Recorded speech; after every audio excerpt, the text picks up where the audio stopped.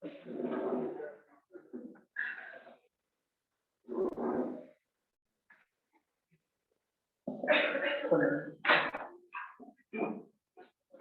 muy buenas tardes a todos. Mi nombre es Héctor Blanco, mi compañero Lucas.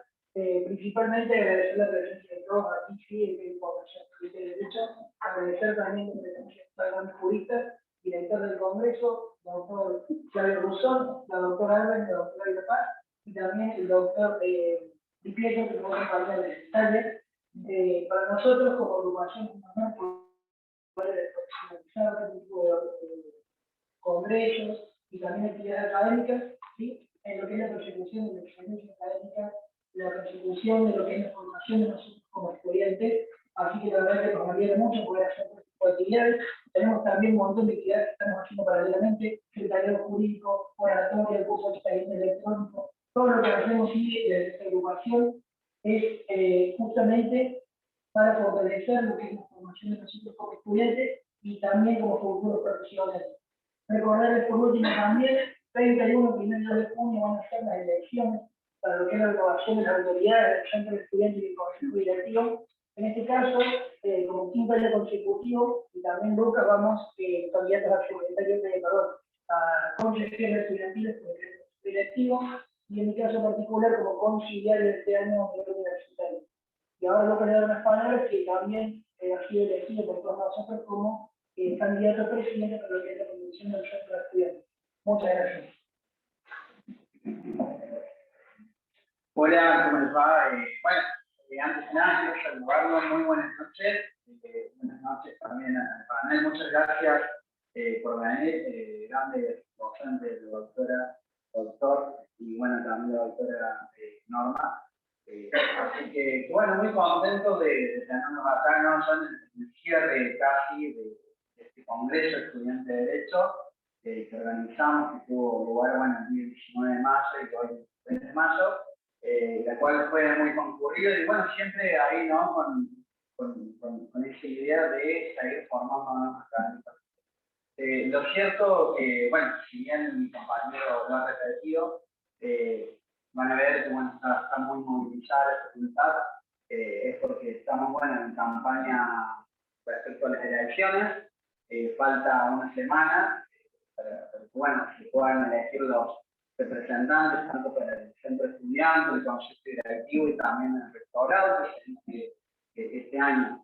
Así que, bueno, comentarles un poco de lo que venimos trabajando, no solo este año, sino durante varios años, ¿no? Venimos trabajando mucho en lo que es lo académico, lo gremial.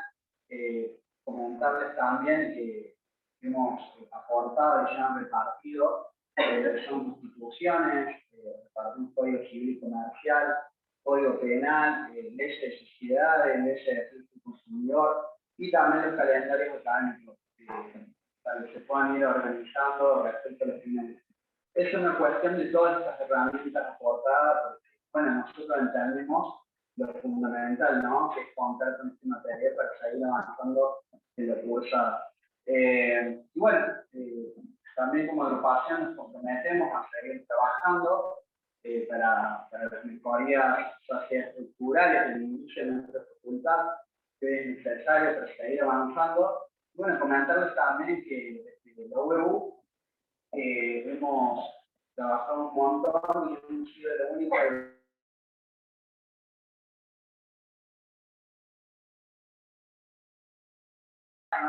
que ha presentado proyectos en el Consejo Directivo. Hicimos aquí que se junta en 2019, que luego de 100 años pudimos aprobarlo, también que se instalaran lo que son aires acondicionados en las 45 aulas de la facultad, que hoy en día los estudiantes puedan elegir su horario específico de cursado, y de esa manera poder organizar la cursada respecto a su trabajo o algunas actividades extracurriculares y más. Bueno, por todo eso nosotros pedimos que nos puedan acompañar con su voto, que nos brinden su confianza para seguir trabajando y para generar el cambio, ¿no?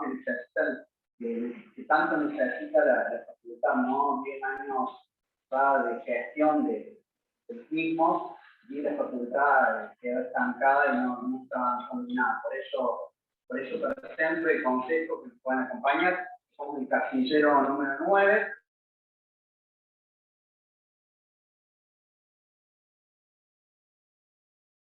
Estudiantes y para el consejo directivo el casillero número 4. Nada más que saberlo pasar y bueno,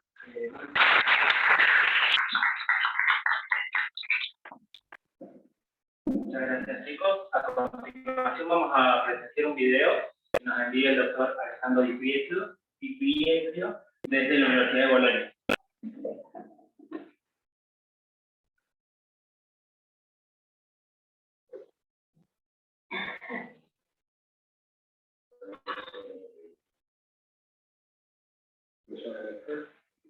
La pandemia ha reducido gravemente la memoria de los jóvenes europeos.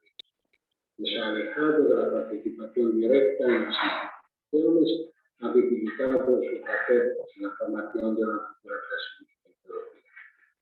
Olvidados de su papel, los jóvenes europeos parecen haber desaparecido de la sociedad. Llevan mucho tiempo confinados en sus casas. Se han encomendado a una sociedad que se hace aparentemente humana por la comunicación. Una sociedad que olvida, sin embargo, las relaciones entre los jóvenes estudiantes, las directas y participativas, que había constituido una riqueza irreprimible en la educación europea de las generaciones anteriores. En estos años de pandemia, los estudiantes europeos han tenido que adaptarse a la circulación del conocimiento que había perdido la sensibilidad natural que siempre les había hecho difícil. Con la pandemia, los jóvenes europeos se vieron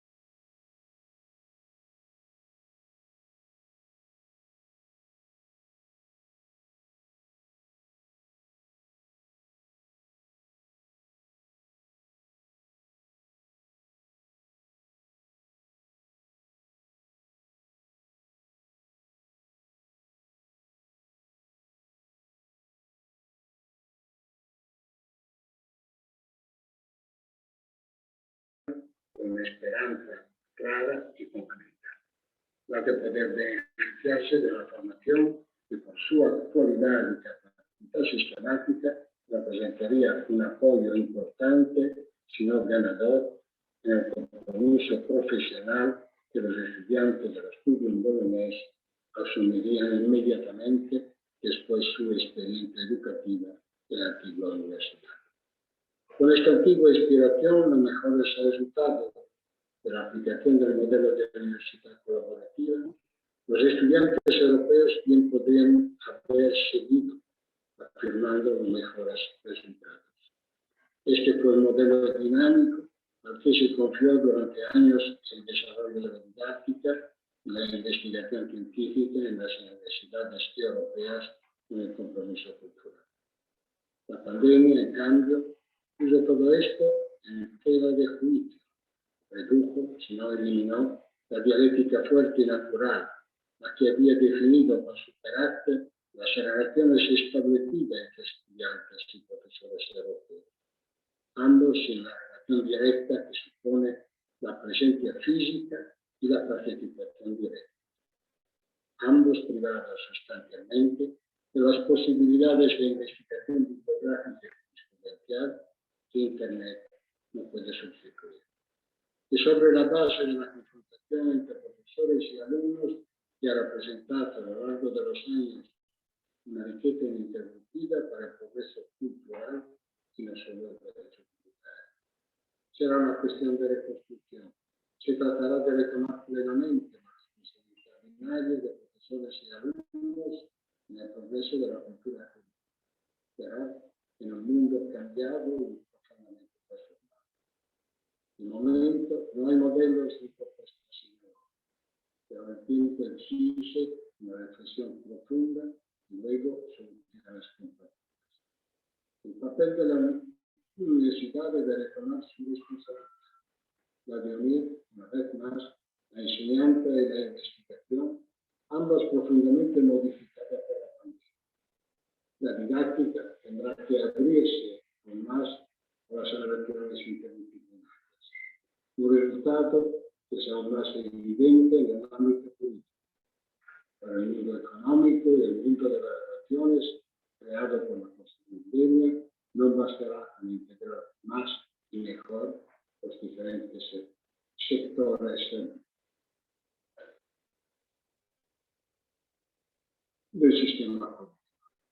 Tendrá que enriquecerse la dimensión europea, la que en nombre del mercado se ha convertido año tras año en la garantía del nuevo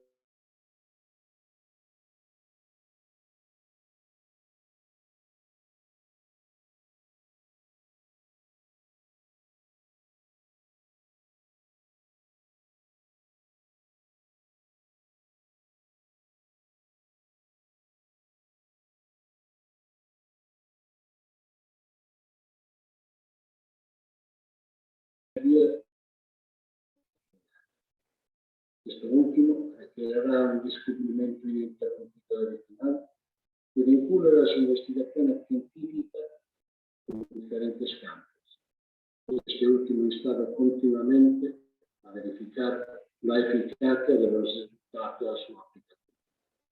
Un compromiso necesario para potenciar la convocatoria de la investigación aplicada del mundo postpandémico que avanza cada vez más. Porque el final de la pandemia nos ofrecerá nuevas universidades comprometidas con la búsqueda de nuevos métodos, nuevos profesores y nuevos estudiantes, todos comprometidos con la relación de la docencia y la investigación en única visión europea. Muchísimas gracias.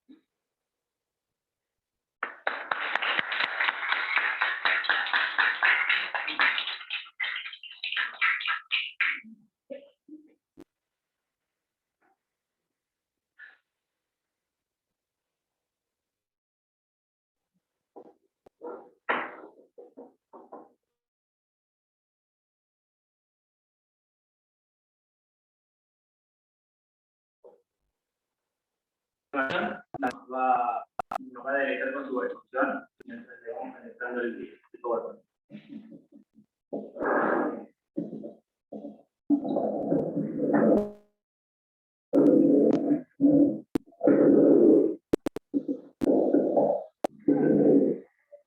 siempre hay que probar. Muy buenas tardes. Agradezco muchísimo a la agrupación UEU, a los candidatos, a Lucas, a Benito, la presentación que nos han realizado, a mis compañeros de panel, Norma, Flavio, y a ustedes, muy queridos alumnos y alumnas.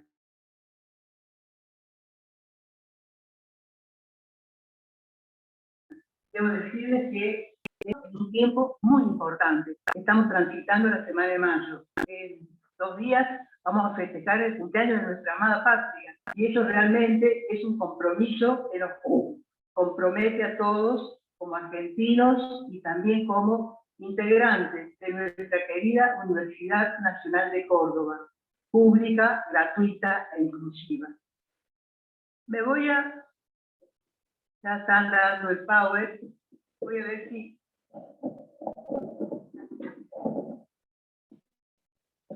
saco para tener un poco más de movilidad, porque si no uno tiene que estar ahí expectante por el micrófono. Me toca comenzar este hermoso panel.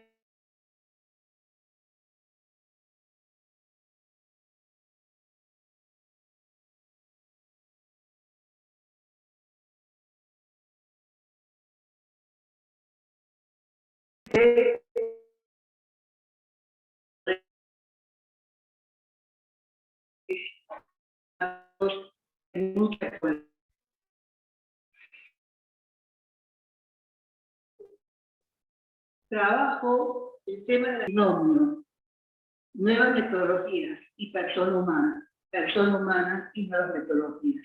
Porque creo que ese es donde debemos situarnos. Y para poder hacerlo, siempre analizo casos concretos. Hoy quiero compartir con ustedes 2 casos muy importantes. Este caso que he traído es el caso de Cuevas, una bebé que nació prematura, que tuvo muchos problemas, secuelas neurológicas y motrices, y que por ese motivo, cuando fue niña y concurría a una escuela de Altagracia, necesitaba contar con apoyos integrales que consistían en un maestro integrador y una acompañante terapéutica. Hasta el año 2013 no hubo problemas porque la obra social cubría el 100% de estos servicios, pero con el aumento de los honorarios, la obra social dejó de pagar y reintegrar incluso la totalidad de los honorarios que pagaban los padres de Irene. ¿Y esto qué generó? Generó que la obra social le ofreció un listado de prestadores, pero la familia no lo aceptó. Y este es el punto de partida de un juicio, un largo juicio que llegó ¿a dónde? Al último estrado que puede llegar a un juicio donde se debate la tutela de derechos humanos. Llegó ante la Corte Interamericana de Derechos Humanos. Allí se identifica como el caso LC 376-15, Irene Cueva, Argentina, en razón que Argentina ha recibido una condena. La Corte Interamericana dispuso una medida cautelar a favor de Irene Cueva y con ese motivo de poder hacer un seguimiento del cumplimiento de esta medida cautelar, hizo una audiencia para el día 13 de noviembre del año 2019. En Quito, a las 2:45, hora Quito, y a las 10:45, hora Argentina. Por Argentina viajaron la Cancillería, los abogados de nuestro país, y también por Córdoba tenían que intervenir el Ministerio de Derechos de Justicia y Derechos Humanos, también debía intervenir el APRO como obra social y la ONG que patrocinaba a Irene Cuevas. Al momento de conectarse, porque tenía que realizarse por vía virtual, esta audiencia virtual, hacemos siempre una captura de pantalla y un mensaje por WhatsApp. ¿Y qué pasó después?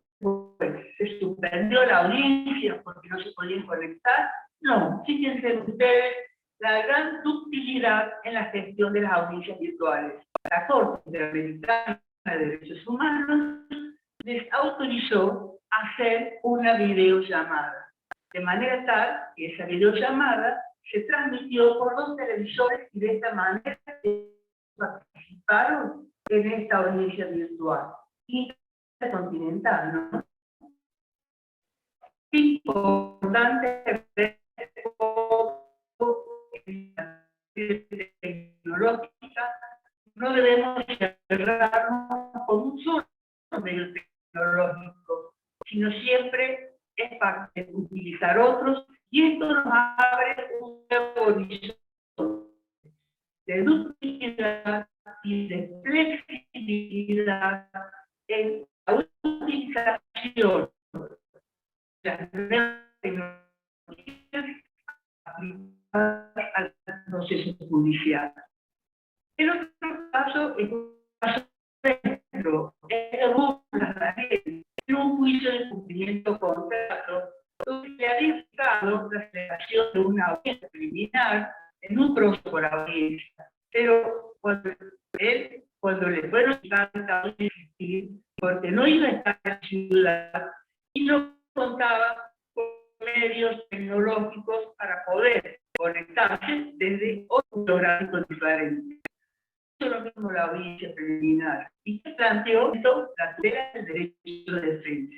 Es muy importante cuando aplicamos las nuevas tecnologías al proceso judicial, saber que su límite, saber que su parámetro es más o menos garantía de juicio.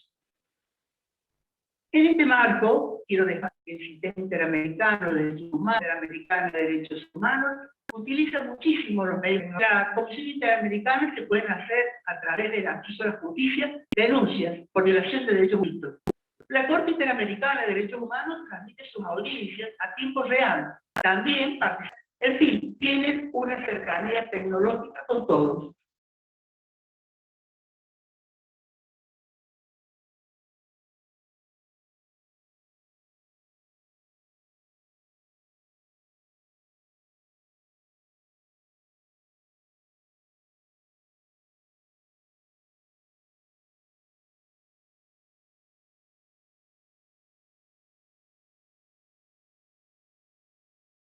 Iberoamericanas. Y por finalidad reunirse en distintos puntos prácticos del continente para que en forma conjunta promuevan distintos tipos de medios, para que la prestación del servicio de justicia sea cada día más eficaz. Aquí traigo como ejemplo lo que se fue aprobando, por ejemplo, en la 7ª Cumbre Iberoamericana que ocurrió en el año 2002, donde se aplica y se acepta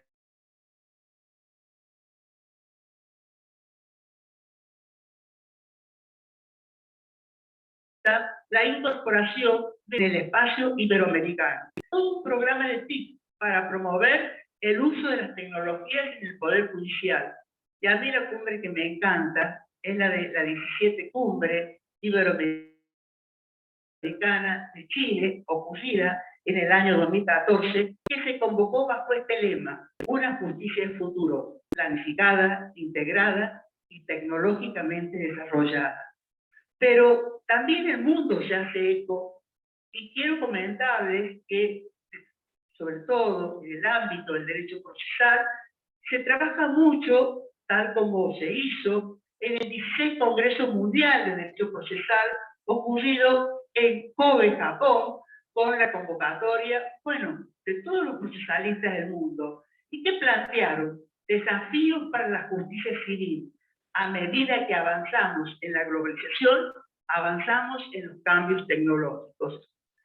Y qué importante fue esta línea que nos dejó este Congreso Mundial, porque precisamente con el escenario de la pandemia del COVID-19 se va a producir como un hito crucial una acelerada recepción de las nuevas tecnologías en el proceso judicial. Y también, esto es muy importante destacar, en los métodos alternativos de solución de conflictos, como es la mediación, el arbitraje. En otras palabras, construimos un mundo virtual para la prestación del servicio de justicia. Aquí quiero poner acento y hacer foco que la provincia de Córdoba, con su ley de mediación 10.543, regula en forma expresa la mediación electrónica, y la misma se aplicó durante la pandemia y actualmente sigue vigente. Y aquí llegamos con el COVID-19 y esta recesión tecnológica. Y puse este título fuerte, ¿no? Etapas de la digitalización del proceso judicial y de las audiencias virtuales. Y mi pregunta es, ¿todo esto surge recién con el COVID-19? ¿Solamente la pandemia global nos trajo la recepción de las nuevas tecnologías? Por supuesto que no. Sobre este tema ya se venía trabajando. Es por eso que quería compartir con ustedes esta primera etapa de pandemia, donde se trabajó con mucha gradualidad, cuando la Corte Suprema de Justicia de la Nación, allá por el año 2007, implementó un programa de fortalecimiento institucional del Poder Judicial de la Nación. Allá por el año 2001 se sancionó la ley 25.506 de firma digital. Luego, por el año 2011, aparece sancionada la ley 26.685, que regula el expediente judicial electrónico nacional. Y en el año 2015 contamos con la sanción y entrada en vigencia a partir de agosto del nuevo Código Civil y Comercial de la Nación, que regula para los actos jurídicos la libertad de las formas, que establece que su registro puede hacerse por instrumentos públicos, por instrumentos privados con firma, y aquí hago foco, por instrumentos particulares no firmados. Y aquí hago foco porque aquí entra precisamente los documentos electrónicos, la firma electrónica, la firma digital, y esta es la gran ventana con la cual contamos para las nuevas tecnologías. A esto también debemos sumar una legislación muy importante, la Ley 25.326, que tutela el habeas data y la protección de los datos personales, que tiene su consagración en la Constitución Nacional, artículo 43, a partir de la reforma constitucional del año 1994. Este plexo normativo fue enriquecido. ¿Cómo? Por muchísimas acordadas dictadas por la Corte Suprema de Justicia de la Nación, con la implementación de notificación electrónica, de documentos electrónicos, de plataformas judiciales electrónicas, y también, esto sí que es muy importante, en el año 2013, nuestra Corte Suprema de Justicia de la Nación va a reglamentar la audiencia judicial por videoconferencia. Fue muy novedoso en su momento cómo la Corte abrió un nuevo horizonte sentando las normas prácticas para que una persona que estuviera distante geográficamente del tribunal pudiera testimoniar, como a través de una videoconferencia. O sea, con el mismo método con que en el caso de Irene Cueva se pudo participar en esta audiencia que comentaba al principio, mediante una videoconferencia. Esta etapa es una etapa de mucha gradualidad, con mesetas, se empiezan a trabajar los recursos duros de la infraestructura, del material, de la disponibilidad de dispositivos electrónicos, tecnológicos. También se trabajan los recursos blandos, que son los sistemas, los conocimientos, las buenas prácticas y la normativa vigente, pero todo ello acorde a las garantías judiciales, constitucionales y convencionales. En otras palabras, en esta primera etapa se trabajaron las nuevas tecnologías haciendo foco en las ciencias de la información, fundamentalmente en Internet. Mientras que la pandemia genera un avance. ¿Y cuál es este avance? Utilizar las nuevas tecnologías con la ciencia de la información que se venían utilizando y sumarles las ciencias de la comunicación. Y es así como, con el uso de la telemática, se va a producir un impacto muy grande en la digitalización de la justicia civil. Una muestra de ello es precisamente la sustitución del expediente en soporte papel por el llamado expediente judicial electrónico o expediente electrónico mixto. Todo esto, por cierto, con el uso de plataformas electrónicas.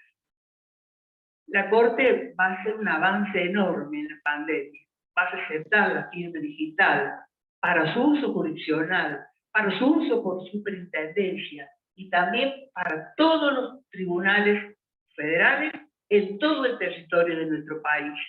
Va a dictar también protocolos de actuación, de cómo se presenta, cómo los abogados presentamos los efectos judiciales, el pesaje, la cantidad de megas que puede tener cada presentación, los tutoriales para la obtención de firmas electrónicas, pero aquí la gran protagonista de esta pandemia fue precisamente la audiencia virtual, que son actos procesales que tienen carácter público y que deben registrarse por soporte apto para la grabación y reproducción del sonido y de la imagen.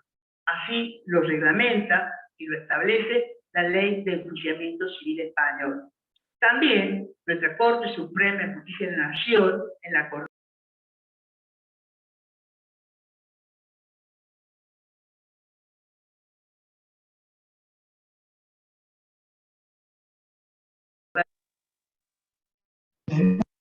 que determinen las respectivas autoridades con el resguardo de la seguridad que exista la naturaleza del acto que se trate, pero siempre atendiendo al cuidado de las medidas sanitarias para cuidar la salud.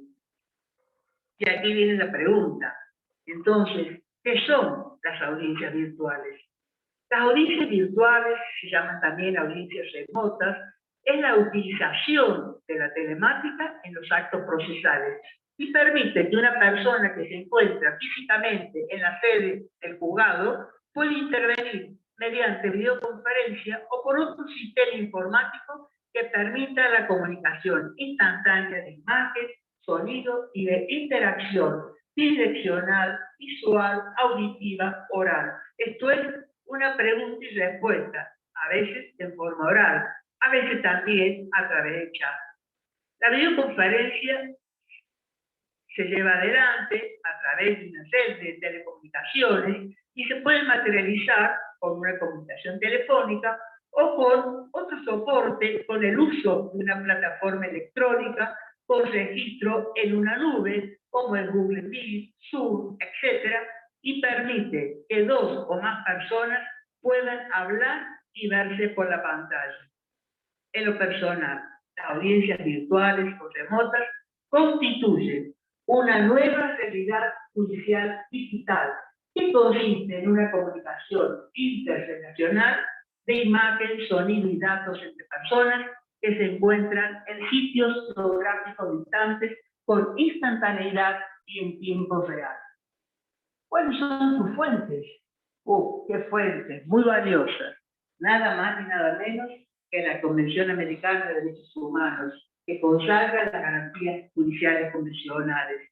La Convención sobre los Derechos del Niño, que establece que los Estados deben tomar todas las medidas administrativas para que los derechos consagrados en la Convención sean efectivos y tengan eficacia. La Convención sobre los Derechos de las Personas con Discapacidad, que establece que se debe utilizar un lenguaje sencillo y llano, una visualización de texto en braille por todas las vías, comunicaciones táctiles, dispositivos de multimedia de fácil acceso, incluyendo la tecnología de la información y de la comunicación. Y todo esto, por cierto, en el marco constitucional, nacional, provincial y de la Cámara. Aquí viene otra pregunta. ¿Y cuál es la importancia de la grabación de las audiencias virtuales? Porque, bueno, podemos hacer audiencias virtuales, pero también las grabamos. ¿Por qué? Porque este registro es muy importante a los fines recursivos. Si la audiencia virtual no se graba, prácticamente un tribunal de alzada no puede entender en los recursos que se planteen. De ahí entonces su gran importancia, que no solamente se realizan por vía tecnológica, sino deben también ser grabadas.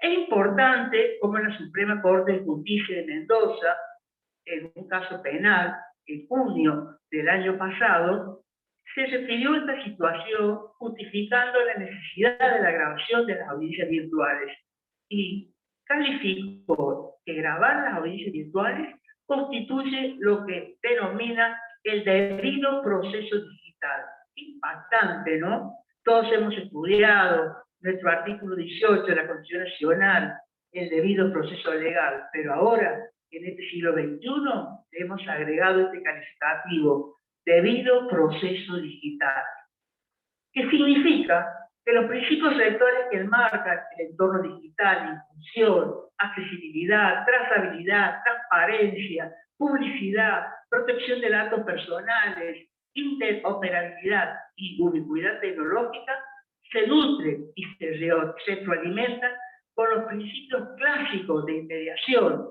que permiten que el juez tenga un contacto directo con las partes y con la recepción de la prueba organizada, publicidad, concentración, continuidad y economía procesal. En lo personal, quiero sostener, y así lo hago a viva voz, que el debido proceso digital también se cimenta con la buena fe y en la ética tecnológica. Esto es muy, pero muy importante, que toda la tecnología se afiance en el uso de la ética tecnológica. Y también al debido proceso digital le vamos a adicionar, para conformar un binomio, el de la garantía de la defensa en juicio digital, que se basa en el derecho a ser oído, el derecho a la audiencia, el derecho a la prueba, el derecho a la discusión, el derecho a un fallo de multimedia debidamente fundado y sobre todo también en la asistencia técnica, la presencia de nosotros, abogados litigantes, queridos alumnos y en el futuro queridos colegas, a fin de que esto concrete el principio de igualdad con buena fe, ética tecnológica y no discriminación digital. Y aquí viene esta pregunta para ir cerrando. ¿Cuáles son los ejes centrales de las pruebas científicas? Las pruebas solo sirven en el proceso. Deben respetarse en función del derecho de defensa, del debido proceso y de la tutela judicial efectiva. Y esta recepción de las nuevas tecnologías es el gran desafío por el que tenemos que transitar la realidad del siglo XXI. Me gusta definir a las pruebas científicas como aquellas en las cuales el juez utiliza elementos de convicción, que por ser el producto de los avances tecnológicos están más allá del saber del hombre común. Y caracterizarlas destacando que requieren de recursos científicos, como son recursos especializados, ya sea en materia de medicina nuclear, en materia informática, en materia tecnológica. También requiere un método científico-tecnológico que, por el calificado valor probatorio, aporta un escasísimo margen de error. Y por último, también requiere que la institución esté habilitada y que tenga el controlador estatal. Por ejemplo, un centro informático tiene que estar, sobre todo si es de carácter médico, tiene que estar debidamente autorizado. Ejemplo, un centro de medicina nuclear.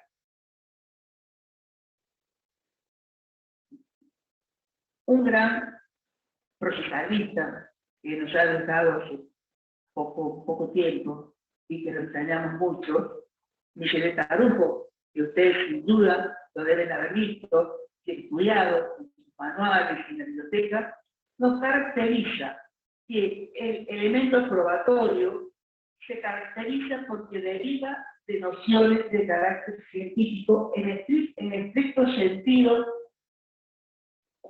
y no se puede hablar de prueba científica si no hay conocimientos de carácter técnico. Bueno, voy a tener que interrumpir porque me están llamando, tengo que... Voy a apagar el celular, no advertí a apagarlo. Qué barbaridad, pido disculpas. También tenemos que las pruebas científicas se caracterizan porque aportan conocimientos extrapolíticos de carácter científico. Y tratándose de conocimientos jurídicos, a ellos les resulta aplicable el nula auditorium. ¿Esto qué quiere decir? Es el juez el que tiene que aplicar el derecho y valorarlas con el alcance de las reglas de la sana crítica racional. ¿Cuál es la realidad que tienen las pruebas científicas? No se encuentran reguladas en ordenamientos procesales. A las pruebas informáticas se las asigna con documentales. A las pruebas biológicas, como el ADN, se las asigna con las pruebas periciales. Y se las denomina pericias biológicas o pericias genéticas. A modo de ejemplo, les traigo una prueba que a mí me gusta mucho citar, que es la prueba por Google Review. Es una prueba local, ha sido impuesta por acordada en 1954 del Tribunal Superior de Justicia de Córdoba en el año 2016. Esta prueba se utiliza en el beneficio de litigar sin gastos e implica que es una declaración jurada de copiar una imagen por internet a través de Google Review, la vivienda y el entorno geográfico de la persona. Y esta foto se presenta bajo juramento. Se la considera una verdadera prueba documental en términos del artículo 207 del Código Civil y Comercial de la Nación. Y se la cuestionó porque esta imagen no tenía fecha. Tenía imagen, pero no tenía fecha. Bueno, se consideró que podría integrarse con otros elementos probatorios, como puede ser un croquis que describa si este lugar tuvo o no cambios en esa fecha determinada.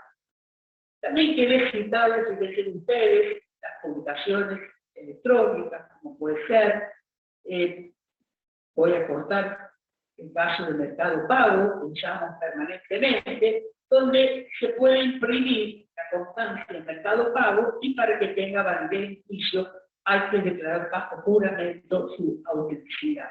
Esto de conformidad acordada, 279, CDA, del Tribunal Superior de Justicia de Córdoba, con una interpretación extensiva y analógica, ya que surgió antes de la recepción de las nuevas tecnologías. La eficacia probatoria de las nuevas pruebas científicas, podemos señalarla que van a otorgar una mayor eficacia cuando su fuente es inalterable, como por ejemplo una tarjeta perforada de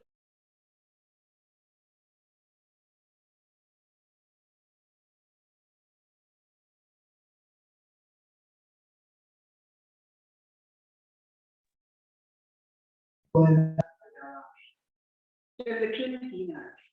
De cara a las nuevas tecnologías, es importante trabajar el acceso a justicia en planos tecnológicos para generar una infraestructura necesaria para la comunicación sincrónica.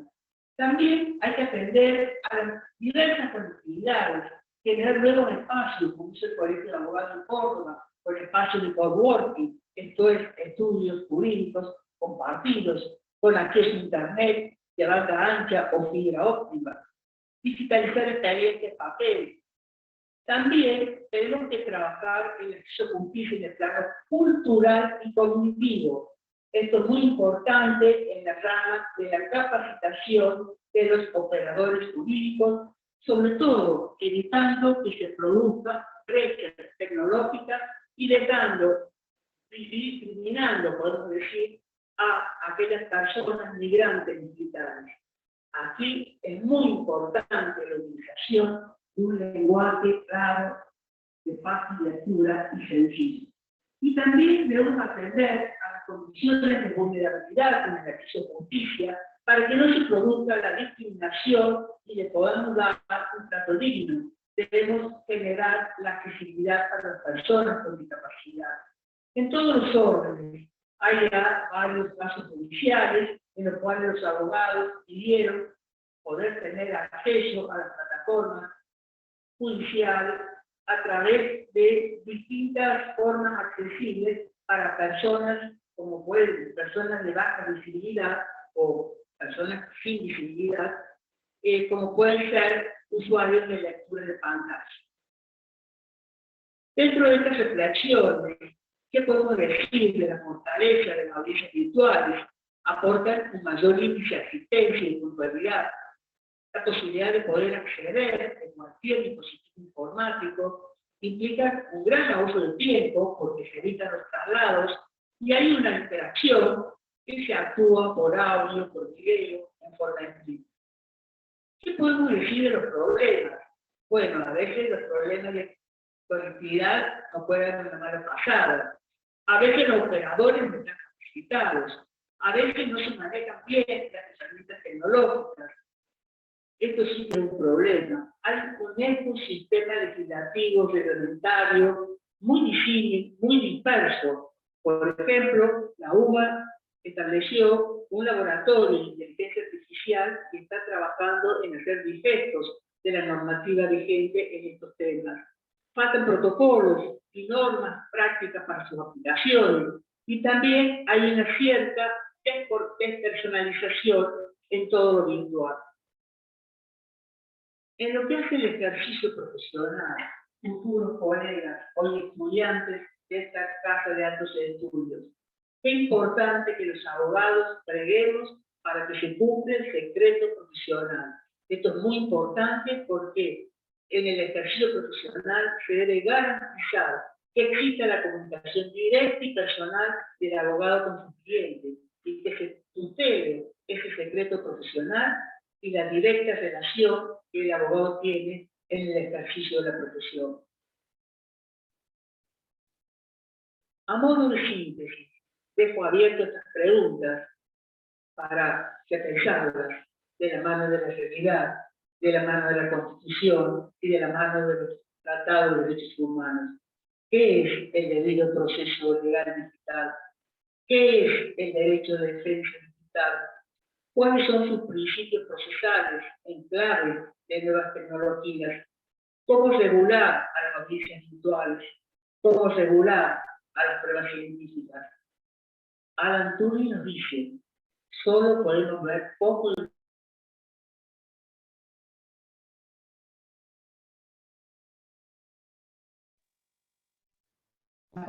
queda abierta con la inteligencia artificial. Muchas gracias.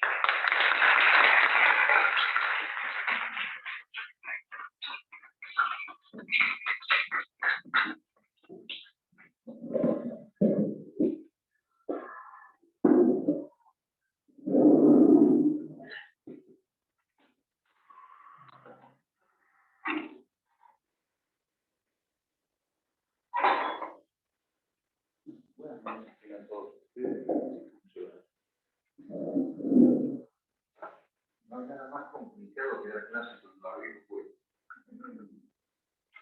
Y hay eso.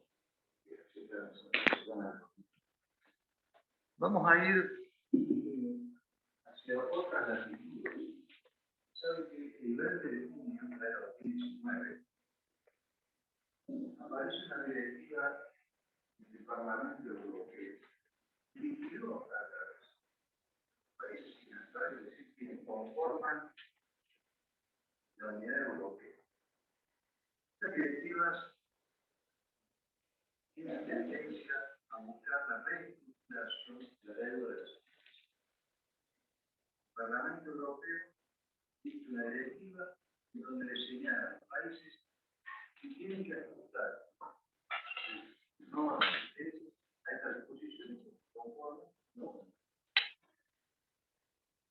Esta directiva, que ya ha tenido apoyo en distintos países que han comenzado a surgir leyes, proyectos, les diré que busca afanosamente tratar de evitar la disolución y liquidación de las empresas productivas. Lo que se busca a destajo es evitar la liquidación. Pero esta directiva surge del Parlamento Europeo en el año 2019, ya ha quedado, yo diría, casi por dos factores que han incidido terriblemente en la vida de los ciudadanos. Primero la pandemia que volvió y segundo la guerra. Esos dos factores hacen que los dispositivos legislativos comienzan sobre todo por lo que hace a nuestra materia, que es ampliamente dinámica, se tornen prácticamente vetustos, inaplicables, no por sí inaplicables, pero no abarcan todo el peso y las situaciones reales que vivieron. Para generar esta directiva, los europeos dijeron que ya no tenían que hacer salir conceptos como tenemos nosotros, que es estabilización. Nosotros, desde la gobernanza de Bilbao, pasando por la ley 4152 del año 1902, a la 11719 del año 1932, a la 19551 del año 1972, que fue la primera vez concursar en serio. Aprovecho para decir que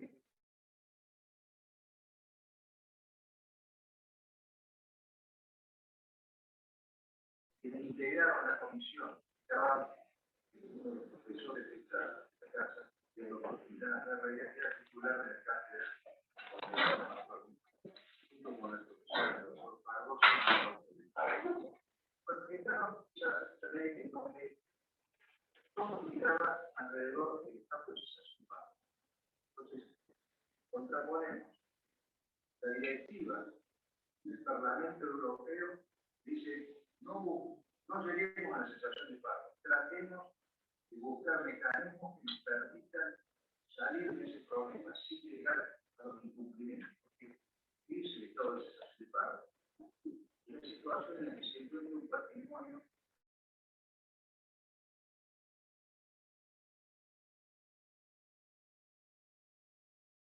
impotente para hacer frente a la obligación como obligaciones es decir, cuando vence la obligación.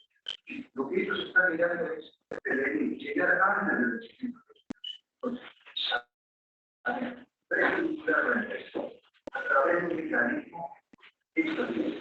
Lo que se está buscando es a través de un mecanismo entre acreedores y deudores generar una salida rápida, lógicamente. Y las herramientas para generar esa salida estructural tiene que provenir de los estados. Si el director quiere dar plataformas, tecnología para crear una conjunción entre empresas de acreedores para que lleguen rápidamente a la solución sin esperar el vencimiento de los derechos.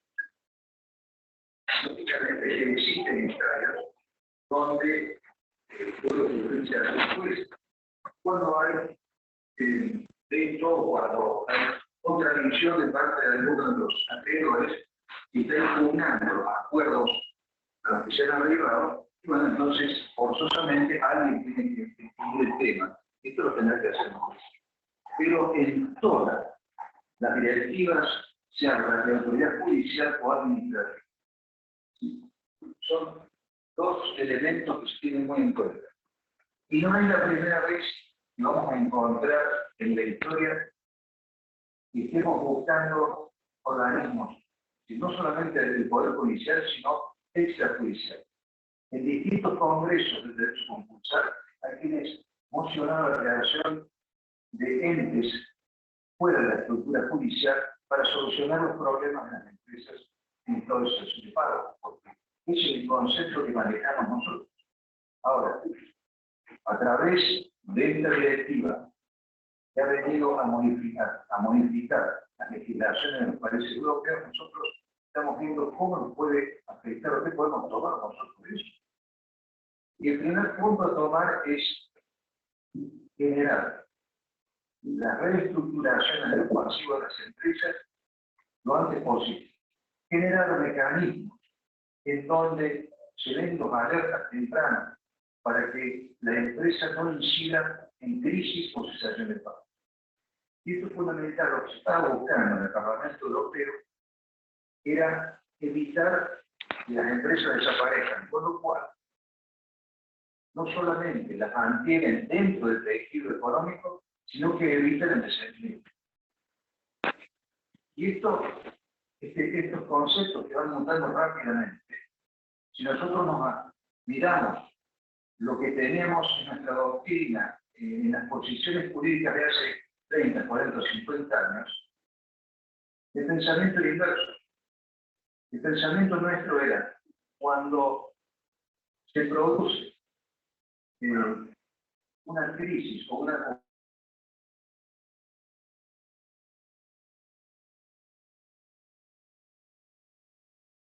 o la situación de pago, una empresa está radicada para evitar que se extienda hacia otras células que conforman el tejido económico, es otra empresa. Y el viejo ejemplo es ese. Si cuando se produce la cesación de pago de una empresa, se da el efecto catarata hacia otras empresas que puede generar una ola de cesación de pago. Bueno, ese concepto de la necrosis del tejido económico ha sido superado y debe ser superado. Es decir, las empresas, salvo cuando son absolutamente inviables, deben ser financiadas a los fines de que puedan resurgir nuevamente, mantenerlas dentro del tejido económico para que puedan generar bienestar para todo el mundo y generar puestos de trabajo que sean difíciles. Ahora, si nosotros pensamos que estos conceptos hay que traerlos a nuestra legislación, decimos, a ver, ¿en qué podemos aplicar actualmente sin reformar nuestra legislación? ¿Qué podemos hacer? Cuando se dicta esta directiva del Parlamento Europeo, también se da la facultad al juez, cuando hay controversia, de imponer las propuestas de acuerdo entre acreedores y deudor de esa deuda, en la medida en que hayan sido votadas por lo menos por una parte de los acreedores y un experto o varios señale la viabilidad de la empresa. Ese concepto nosotros lo tenemos dentro, si ustedes recuerdan, de nuestra ley en el artículo 52, cuando fue escrito homologar el acuerdo. Entonces, se señala que el juez puede imponer la propuesta de acuerdo en la medida que el deudor, o la deudora, haya categorizado, haya hecho varias categorías y por lo menos en una de las categorías haya obtenido la mayoría suficiente. Pero le agrega otros elementos que tornan sumamente complicado aplicar ese concepto. Es lo que se denomina el countdown power. Y es utilizado en Estados Unidos cuando la empresa es absolutamente viable, cuando la oposición de determinados acreedores no tiene sustento jurídico, no tiene, fundamentalmente, no tiene sustento del sentido común, entonces se dispone. Porque el objetivo actual es la preservación de los trabajo para la preservación de la empresa. Les decía, hay dos fuertes impactos que nos han llevado a modificar nuestros pensamientos: la pandemia y la guerra. Esos dos elementos hacen que los países tengan que buscar elementos de financiación para hacer las obras. Decía, en nuestra legislación, en el artículo 52 de la Ley de Concurso y Quiebra, prevé la posibilidad de la imposición de la propuesta de acuerdo a otros acreedores o otras categorías de acreedores. Pero ha sido tan engorroso el mecanismo que se dieron muy pocos casos. Yo comentaba que a mí me ha tocado participar en algunos casos en donde hubo que aplicar esta imposición de la propuesta de acuerdo a otras categorías. Y lo que exige también la ley es que, haciendo una ficción, se determine que el acreedor al que se le impone, o los acreedores a los que se le impone la propuesta de acuerdo, a través de esa propuesta no vaya a cobrar menos que si se liquidara la empresa, es decir, en lo que se denomina el dividendo parencial, el dividendo quebratorio. Para hacer ese ejercicio hay que imaginarse quiebra, que se liquide el patrimonio, que cobran los acreedores prededucibles, preferentes, hasta llegar a un punto en donde, en interesamos saber qué podían cobrar los acreedores tributarios. Y cuando lleguemos a ese punto, decir, mire, con la propuesta de acuerdo se le imponen a cobrar más que si se le quiere la empresa. Esto me queda decir, no, nuestra legislación tiene algunos conceptos, pero realmente muy engorrosos. Lo mismo en el caso del salvataje, que está previsto en el artículo 48, que fue importado de Estados Unidos, lo que se denomina el crackdown local, que fue una mala copia del crackdown norteamericano. Fue en su momento impuesto por el Ministerio de Economía de la Nación. Hubo una batalla entre el Ministerio de Economía de la Nación y el Ministerio de Justicia de la Nación a ver quién imponía su ley. Al final se hizo un mix. En el año 1945 sale esta ley, pero se incorpora este instituto jurídico del crackdown, que también lo incorporan con vericuetos que son muy difíciles de llevar adelante. Hemos tenido todos los casos. Si bien pudieron recaudarse las empresas, pero fue muy engorroso para adelante ese crackdown. ¿Y qué tenemos nosotros para buscar la solución frente a los problemas que generan las crisis patrimoniales? Y tenemos solamente el concurso preventivo y la doctora López que va a hablar del acuerdo preventivo y perjudicial. Creo que ha sido una herramienta bastante útil. Ahora, a través del concurso preventivo necesitamos que la empresa esté en estado de sanción de pagos y desarrolla todo un procedimiento con verificación de crédito y demás.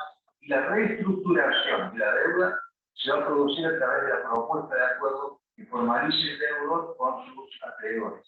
Es decir, no tenemos un sistema de reestructuración de deuda fuera del proceso, como están buscando los europeos, como tienen la Unión Europea materializada. Sí, más. Tenemos algunas leyes, como por ejemplo la ley de entidades financieras, los artículos 32 bis y 32 ter, tienen la posibilidad de que el Banco Central de la República Argentina disponga de activos y pasivos de una entidad financiera de un banco que se encuentre con grado de crisis que al criterio del Banco Central merezca una reestructuración. Pero eso es una reestructuración de la empresa, del banco. No es una reestructuración del pasivo solamente. Y esta reestructuración es a placer del Banco Central.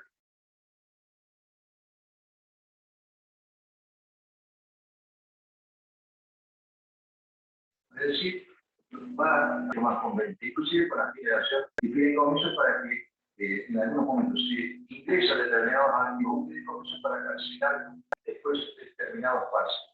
Y tampoco podemos tomar la ley de salvataje de entidad deportiva porque lo que requiere es una más absoluta cesación de pagos y es un mecanismo de generación de un fideicomiso para que intente solventar los créditos dentro del plazo máximo de 12 años con la continuidad de las actividades de tal por decir la empresa. Bueno, los clubes deportivos son empresas en realidad, pero la continuidad de la actividad entre comillas deportivas que genere los recursos para poder pagar las actividades por lo menos en un 60%. En suma, tenemos que reformar absolutamente la ley de concurso, no resistir más. Estamos llevando, y aparte no solamente un procedimiento largo y altamente costoso, realmente costoso. No se concursa el que quiere, sino el que puede. Entonces, tenemos que salir de eso y generar nuevas estructuras como están haciendo los que no quiere ceder el tiempo, porque si no...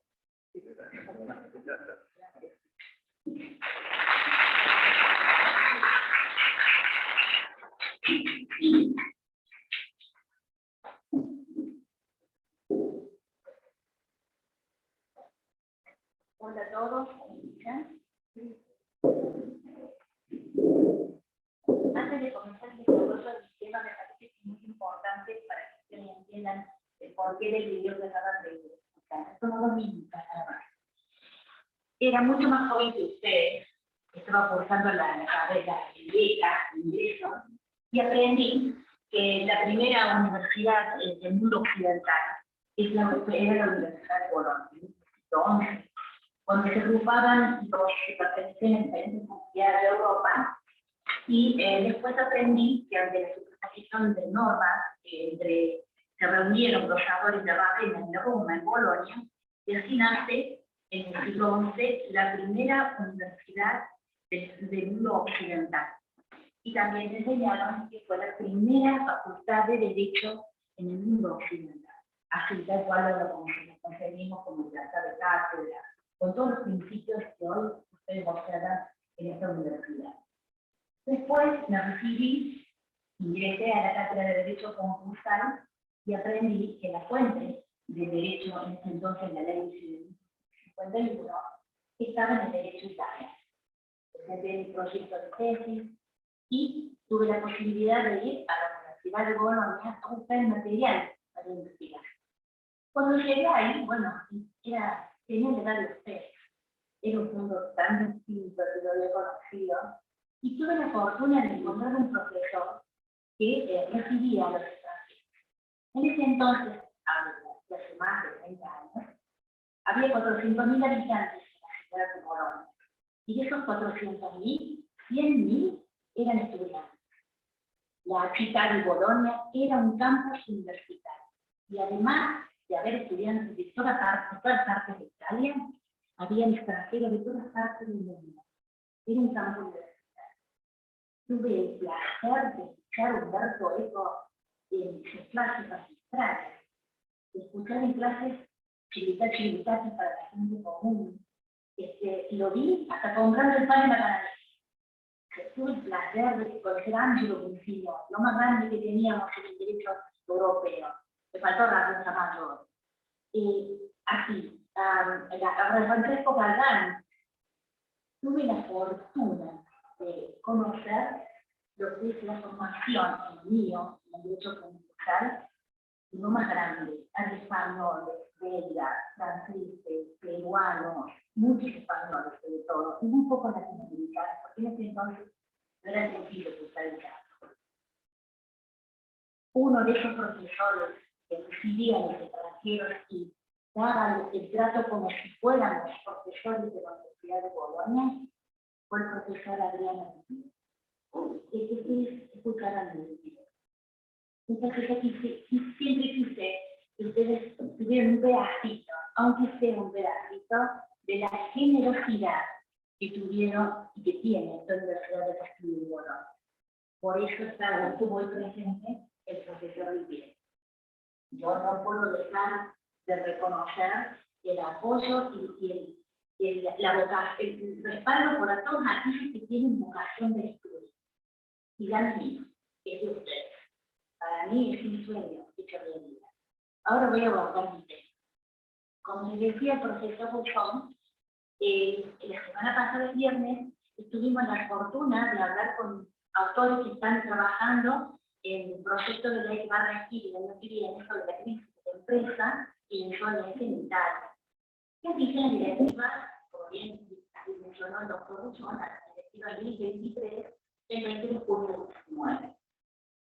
Son muy importantes las directivas, porque si bien van a regir en Europa y va a ser obligatorio además de los 20 países y todos deberán alinearse en cuanto a proyectos concursales a la directiva de la Unión Europea, nosotros nos formamos mirando el derecho europeo, sobre todo el italiano, el francés, el alemán, el español, pero sobre todo el italiano. La directiva del siglo 1951, luego la 24 consultores de modificaciones, siempre miró el derecho italiano. En la 24.522 bien tuvo un giro hacia el derecho latinoamericano, no dejó de lado la base que sienta la ley italiana. Por eso, como bien mencionó el doctor Buchón, va a ser un precedente también para el análisis. Nosotros no estamos tan desactualizados porque otras informaciones, otras licitaciones, porque el derecho concursal nacional siempre se ve como perfeccionando y mirando sobre todo el derecho italiano. Ellos hablan ahora de la presencialidad y la extrajudicialidad, siguiendo las pautas de la directiva del próximo Código Civil. Y nosotros tenemos, por fortuna, normas que hacen referencia a estas figuras. Tenemos los clásicos institutos de concurso preventivo preventivo y sus variantes, el concurso por agrupamiento, el concurso de nadantes. Tenemos que, pero son los clásicos más requieren, ¿no es cierto? Que ahora le está el financiero, sino le dan liquidación judicial, digamos que esas cosas que se vienen. Y hay sí una revisión de los presupuestos objetivos. Como bien mencionó el profesor Bullón, nosotros teníamos como presupuestos objetivos la cesación de pagos. Esa clásica definición que siempre le casi que una mía, que era liberada porque tiene su tesis doctoral en cesación de pagos. Y también eso lo que dice los productos. Un estado económico de un patrimonio que se encuentra imposibilitado de cumplir regularmente, cualquiera sea las causas de ellas, y las causas que necesiten sin agregarse por una multiplicidad de ellos. Por lo cual también presenta la teoría amplia prevista en el artículo 79 en el caso de la ley. Este era el presupuesto objetivo. Pero nosotros, Bullón nos enseña, lo van a encontrar en los textos de Bullón, ya lo venía diciendo aquí, ya la cesación de pagos como presupuesto objetivo no es. Ahora tenemos un sistema mixto, dice Bullón.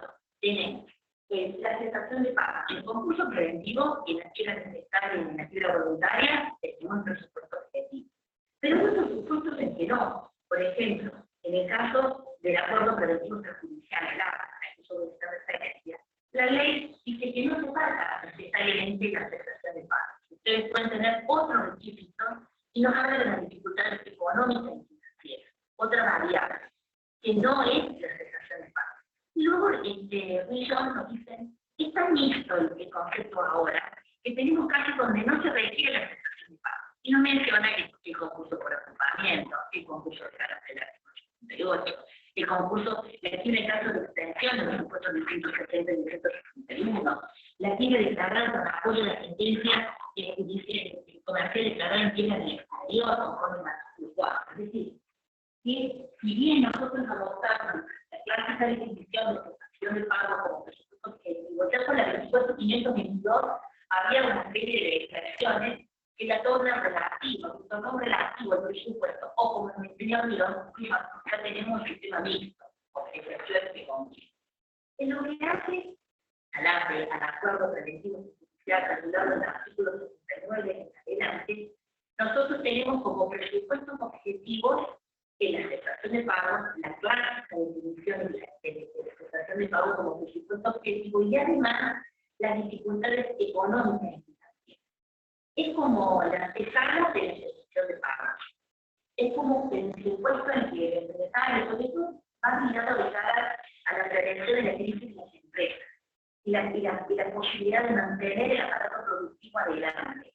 Entonces, ¿por qué? Por la importancia que tiene la economía nacional, por la importancia que tiene dentro de la fuente de trabajo. Entonces, pero no se deja de lado también el valor del crédito, es decir, honrar el crédito. Y lo que estoy con esto, porque el patrimonio le devuelve a la crédito. Entonces, para que hagamos tanto de comercio, pitoracio, la deuda debe ser honrada. Y también debemos valorar, debemos tener en cuenta esa variable del cumplimiento de las obligaciones y la defensa del trabajo, la conservación de la empresa. Todas estas variables que quiero no estoy mencionando son las bases del derecho concursal, son las bases del acuerdo preventivo del APE, y son las que contempla la directiva 1123 y que busca reflejar el próximo código de crisis y insolvencia que va a regir a mediados del mes que viene. Me detengo un minuto con relación a esto porque acá cambia el presupuesto, que es la cesación de pagos o dificultades económicas y financieras. En el caso de Italia, no hablan de dificultades económicas y financieras, ellos hablan de desequilibrios económicos y financieros, con una concepción, si se quiere, empresarial. Hay una mirada de la quiebra, sobre todo para la recompensalidad, es decir, para todas las soluciones de las empresas fuera del ámbito comunal y del ámbito privado, con una mirada netamente empresarial. Para habilitar o permitir el campo de negociación, para permitirle al empresario tener el suficiente oxígeno, clima de oxígeno, capacidad negociadora con el. Bueno, esa situación que prevé la directiva 1023 y que está reflejada en el próximo código de crisis italiano, nosotros la tenemos reflejada en cierta medida en DAPE. Porque bien, como decía, está regulado en el artículo 69 siguiente de la ley 24.522, ya tiene antecedentes con la 29.20 de la 22.27 de septiembre del 83, donde regula el aporte preconcursal. Sé que no es propio de la 24.522, lo que sí me parece interesante que algunas cuestiones que se están debatiendo hoy en el derecho europeo, sobre todo en el derecho italiano, nosotros en cierta medida la tenemos. ¿Qué quiero decir con esto? Nosotros tenemos un presupuesto objetivo, como dice el acto, más ampliado. ¿Qué quiere decir con esto? Que tenemos casos, que el presupuesto del APE, donde el presupuesto objetivo bien puede ser la cesación de pago, la clásica, presupuesto, y además tenemos otros, las dificultades económicas y financieras, parecidos o desequilibrios a las que hace referencia el pueblo fiscal. Caso también me enseña, y dice, se han ampliado tanto los presupuestos objetivos como los subjetivos, y con la energía, porque además, aparte de tener la situación de pago, nosotros, los objetivos tenemos las dificultades económicas y financieras, que es la antesala de la economía. Es la situación económica previa al millón. Es un proceso rápido, privado, legislatorio para evitar la especulación. De ahí la importancia. Tanto casos civiles se han presupuestos subjetivos. No tenemos solamente los presupuestos mencionados en el artículo 2 y en el artículo 5, sino que la dice, y también lo ratifica Barragán, dice, tenemos patrimonio. Ahora hablamos de la posibilidad de concursar patrimonio. O sea, que no son sujetos. Esto es relevante, porque esto está marcando la pauta hacia dónde va el derecho a concursar. Nosotros siempre, el sujeto es muy importante del derecho romano, porque somos latinos, siempre con clases, vamos a ver si en nuestros latinos nos agarramos del principio con la relación, porque tenemos un tema de libertad del domicilio. Y no son los razones que, como bien indicó el doctor Buffon, miran la problemática, muy pragmático, buscan determinar qué es el alcance, qué es empujarlo para el sitio económico simultáneo y cambiar. Es lo único que se en la pregunta da en preguntar. Bueno, tal vez, bajo la influencia de la 24.522 y las reformas que se dio la ley, vamos a hacer el concursamiento del patrimonio. En este sentido, entonces, han cambiado los clásicos presupuestos objetivos y suficientes. Continuando entonces con el tema del arte, y más bien, como está viendo las directivas, es un acuerdo privado, es la posibilidad de que el Estado y las mismas empresas logren un acuerdo con cada uno de los acreedores, los cierres. El acuerdo es un contrato, es un pacto, dicen todas las disposiciones que hemos estudiado en los derechos sustanciales, en uso común, con relación a lo que es el contrato. Y cada parte, con todo contrato, acuerda o arregla conforme su propio, lo cual lo hace daño. Y a los fines de lograr la obligatoriedad y que se cumplimenten algunas disposiciones, como lo menciona el artículo 76, como lograr un acuerdo que cumplen todos los aspectos previstos del artículo 56 y de la sección y del artículo 55 en adelante, la renovación hasta el artículo 64. Entonces, para lograr la obligatoriedad y para lograr los efectos propios del concurso, del concurso preventivo, existe la instancia judicial.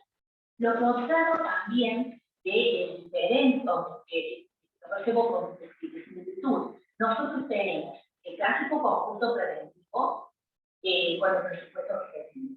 Pero el deudor, el empresario, quiere lograr un acuerdo fuera del tribunal, lo puede hacer perfectamente, con total libertad, con el contenido, y después, a los fines de dar más obligatoriedad, de poder ese acuerdo de los demás, para la instancia judicial. ¿Saben cuál nos hace preguntar? Tenemos la preconcursalidad y la extrajudicialidad, todo fuera del tribunal, y la posibilidad después de lograr la instancia judicial. Nosotros tenemos en el APE esto, lo tenemos vinculado.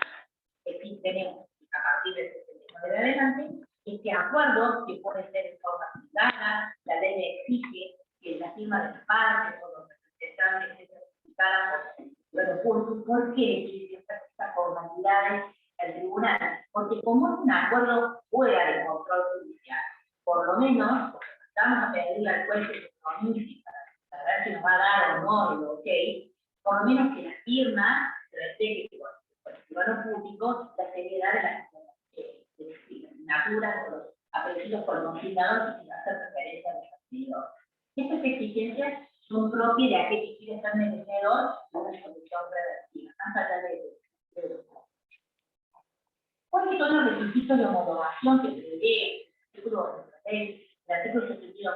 Bueno, cuando presenta el pedido de homologación, una vez que logró la instancia judicial o preconcursal y arregló el deudor, el empresario con los acreedores, y ha logrado la mayoría de la ley de pide, bueno, quédense tranquilos, ahora vamos a un juez nos homologue de acuerdo, para que todos estemos respetados con el respaldo del Poder Judicial.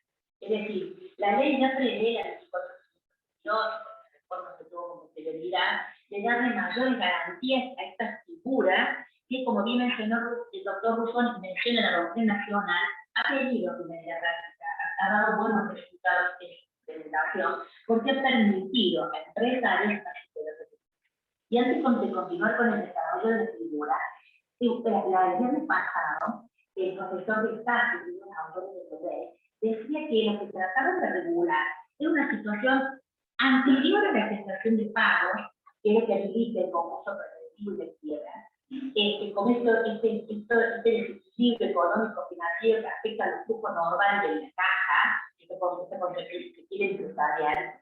Y ellos calcularon que esto sucedía más o menos 2 o 3 años antes de la cesación de pagos. Entonces, como que le daban un plazo. Pues el legislador nacional, en la 24522, no nos ha hablado de esto, pero en realidad es esta la situación que hay que observar. Cuando la empresa tiene un estado de desahucio que está en la mesada de la cesación de pagos, que tal vez sean 2 o 3 años antes, y entonces le habilita, le permite, le da un marco jurídico al empresario para superar el desequilibrio económico, para superar la crisis, apostando a ese concepto, lo respeta la directiva y que son la base del secreto, cosa la que la empresa, la fuente de trabajo y el valor del crédito a favor del acreedor para que cobre más de lo que podría tocar en una liquidación judicial, según el derecho de la. Entonces, continuando, cuando logras en esta preconcursalidad este marco fuera del tribunal, el acuerdo privado, bien, se presenta el juez, esto es extrajudicial, hay una tendencia, nosotros la tenemos respetada y observo que ahora el derecho italiano se preocupa en la prensa, pone el foco de la atención, por eso quedan de lado las prácticas concepciones de la prestación de pago como supuesto objetivo. Ahora lo importante es apostar a la producción, es apostar al empresario y es apostar a la crisis, porque es el que asume el riesgo, es el que va a dar en la fuente de trabajo. Entonces, nosotros lo tenemos, eso ya previsto en el acto, en el acuerdo preventivo judicial. Y, no sé si se pasa, ¿no? Perdón, el artículo 72 dice que reunido en las mayorías se presenta como en una demanda, el deudor individualiza, no sabemos nosotros desde el punto de vista procesal, pero no todos los requisitos de la demanda, individualizando el deudor, y va a acompañar una serie de los elementos, el listado del activo y del pasivo, la lista de acreedores, el listado de juicios, procesos administrativos, el libro de comercio, todo el momento en que presenta la demanda. El monto del capital, y aquí miren, no fue. Este capital presenta los acreedores que tuvieron lo que es tal porcentaje con relación al total de acreedores, con lo cual ya se reducirían las funciones. La ley tiene estos requisitos para que el juez pueda formarse una opinión sobre si es viable o no la homologación. Estado detallado y detallado del activo y pasivo y el método efectivo para la evaluación. Y el listado de los acreedores. ¿Por qué? Porque no tenemos que saber si tiene campos, cuál es el valor del campo. Yo puedo tener campos, pero entonces el valor que tiene y gana de dos campos a evaluación. ¿Tiene esto? Valor de mercado, valor de una función tal, matemática tal, para que el juez se pueda dar cuenta cuáles son los parámetros y sobre todo se corresponde a la identidad de la homologación. Es muy similar a uno de los requisitos del artículo 11 que nosotros estudiamos de la presentación en el concurso. ¿Qué importancia tiene el acuerdo de los acreedores, los domicilios, los vencimientos? Y la verdad es muy sencillo. Yo puedo tener 50 créditos, perdón. Si tengo 50 créditos, y si tengo los 50 vencidos, estoy en una situación delicada. Si tengo 50 acreedores, solamente han vencido 10. Y situaciones económicas distintas.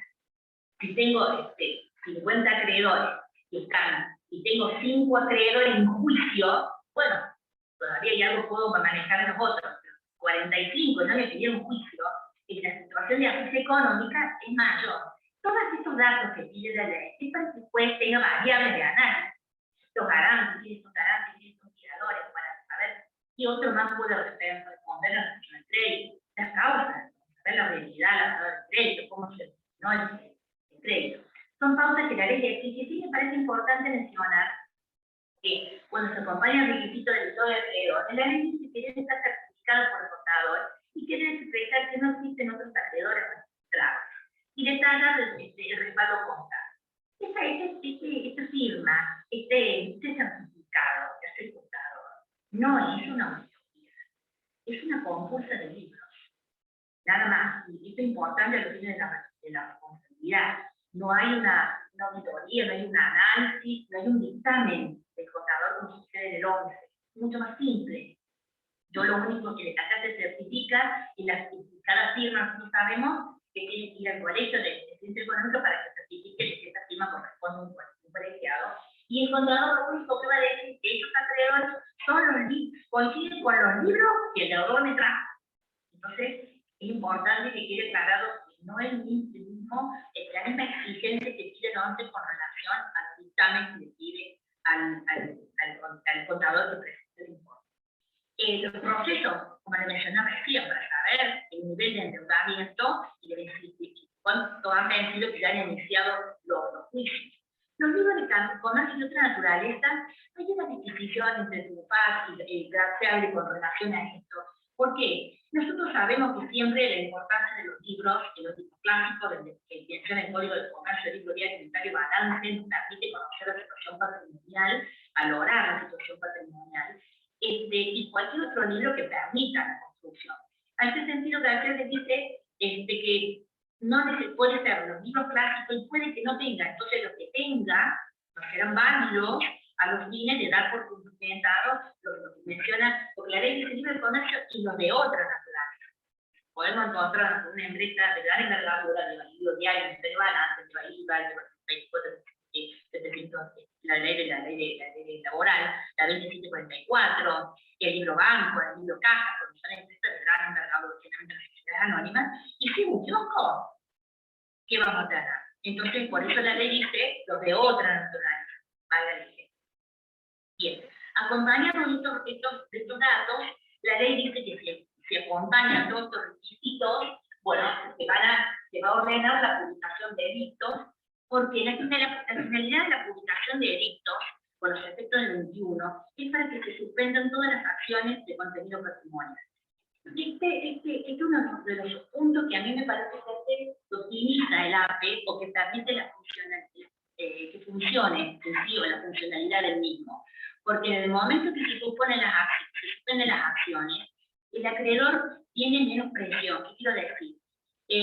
Permitir al deudor un mayor nivel de negociación significa que no tenga un acreedor de mayor peso y que no tenga atrás la presión del acreedor de que si no logra lo que él quiere le va a iniciar juicio. Acá se suspendieron desde la publicación del edicto. Entonces, permite que se quiere un mayor camino, ampliar el camino, permite para que se adelante o que se concrete la negociación. Por supuesto que ya está cerrada en este momento y no me tengo la idea. Después de publicados los edictos, la ley nos pide que estén las mayorías. La ley pone una misma mayoría que pone para el concurso preventivo, mayoría absoluta. Por supuesto, esto es cuerdo, va a venir giro al giro. Si no lo mencioné, solamente el giro rapaz. Pone doble mayoría. Y escuché, siempre criticó esto de la doble mayoría para la ley 24.522, porque dijo que una persona que está en situaciones económicas difíciles no se le puede poner doble mayoría, porque se le hace mucho más difícil superar la situación de la aceptación de pago. Sería suficiente una aceptación de pago. Esa crítica la hacía con la ley 19.551, sin embargo, la 24.522, tanto para el concurso preventivo como para la pide la doble mayoría absoluta de Quiro, es decir, como me enseña Rivera, más del 50% de los acreedores, que representen dos terceras partes del pasivo del pasivo Quiro, fallo total con relación a la lista de los que denuncian. Luego de la publicación de edictos, perdón, me olvidé con luego de la publicación de edictos, viene la etapa con la publicación de edictos en el diario del boletín oficial y en el diario de mayor circulación, en lo que dice la ley, lo que estudiamos para el concurso ejecutivo, por 5 días y un día en el diario de mayor circulación. Si tiene varios establecimientos de empresa, también habrá que hacerlo en esos lugares respectivos. Se abre la instancia después de esto de la oposición, 10 días. El doctor dice que 10 días es muy poco para oponerse, pero la mayor crítica es lo expuesto, los pocos que están legitimados en los impuestos, a los cuales no opera la posibilidad de oponerse. La ley dice que los acreedores denunciados y los que prueban sumariamente que han sido omitidos. ¿Por qué los que han sido denunciados? Porque yo puedo decir, mire, yo hice este acuerdo privado y defendí mis intereses, pero a mí el deudor me dijo esta pauta, esta otra y esta otra, y ahora me entero que no tiene activo, por ejemplo, no era el activo que me dijo y bajo el cual yo reservé el acuerdo. Por eso la ley permite, legitima proponerse acreedores denunciados, y además la ley nos habla de aquellos que hayan omitido, por algún motivo, y piden ser incorporados al acuerdo. La crítica es muy reducida la legitimación de quienes se pueden oponer, y después, en ese periodo de 10 días, que también es efectivo, nos habla de cuáles son las razones en las cuales se funda la omisión, de cuáles se funda la oposición. Uno de ellos es la omisión de la declaración del pasivo, y la otra es la existencia de la mayoría, que le dicen en 73, es decir, la mayoría absoluta de Quiro, que representa la tercera parte del capital kilogramo. Entonces, nada más que las omisiones y exageraciones del pasivo, y el trámite que se va a dar, si hay oposición, es el trámite incidental, el que estudiamos en el artículo 80 de la ley. Y vamos a que en esta instancia se opone, tiene que presentar un escrito del incidente, identificarse, individualizarse conforme a la norma del Código Procesal local y acompañar toda la documentación, dicen 283, lo mismo, y solicitar la apertura prueba de la restante, prueba que considere pertinente. Y se va a correr con el trámite incidental los traslados al deudor que esté involucrado, y en el caso de que se utilice el supuesto de exageración del pasivo, es decir, yo estoy diciendo tal acreedor no es un acreedor, y entonces se corre el traslado del involucrado para que se defienda el trámite, el procedimiento entonces se rige, se complementa con el correspondiente traslado. Para ir cerrando, si el juez entiende con la presentación de la demanda y con el cumplimiento de todos los requisitos de OMS, que están cumplidos todas las instancias que permite la ley, es decir, la mayoría y acompañado de los libros, entonces va a proceder a la homologación. El efecto más importante para ir cerrando el APE es la obligatoriedad para todos, clientes, los firmantes. Ese es un efecto que es lo que le permite el éxito del APE y su operación. Por eso puedo entrar al negocio de la valga la redundancia de esta negociación, esta apertura de lucha de intereses, porque el derecho concursal se caracteriza por la falta de intereses contrapuestos. No es lo mismo negociar con un banco, porque hay sumas de dinero, no importa, que negociar, por ejemplo, con el trabajador. Cada uno tiene su propio interés y defiende el propio. De ahí que la negociación tiene que necesariamente ser servicio. Si el deudor, como dice, nos enseña Cámara, presenta la demanda con requisitos del artículo 72, Buenos Aires heredó de la solución procese del AFE, y en esta instancia, entonces, el juez va a resolver y va a dar por cumplimentado y homologar el acuerdo, aplicando todos los efectos que previstos en el artículo 16 y del 55 de la retiro, la rogación y todos los efectos propios que tiene una vez que el juez ordena, aprueba, homologa el acuerdo y sigue los efectos como si fuera un concurso preventivo.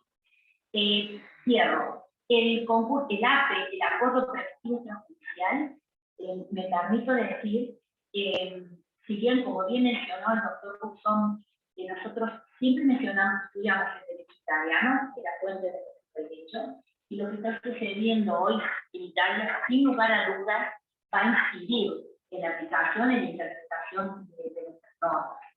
Pero nosotros tenemos esta posibilidad en el sentido de que el legislador de la 24.122 legisló este acuerdo preventivo extrajudicial que remarcó la preconcursalidad y estadio previo a la cesación de pagos y la extrajudicialidad. Lo que hoy se refleja como una tendencia, observamos que en Europa se intenta solucionar, dar soluciones, pero apostando a la superación de la crisis. Ahora el foco no es en la insolvencia, sino está mirada en la situación de la crisis de la empresa. No tanto como el empresario como persona, sino la posibilidad de mantener la producción a través de la actividad de la empresa. Muchísimas gracias.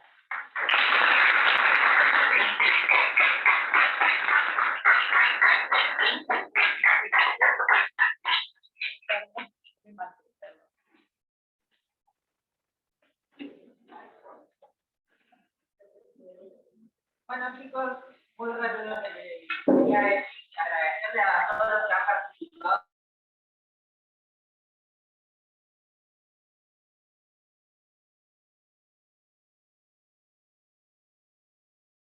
Participado en la jornada anterior, de mucha utilidad, pero también he dado hoy.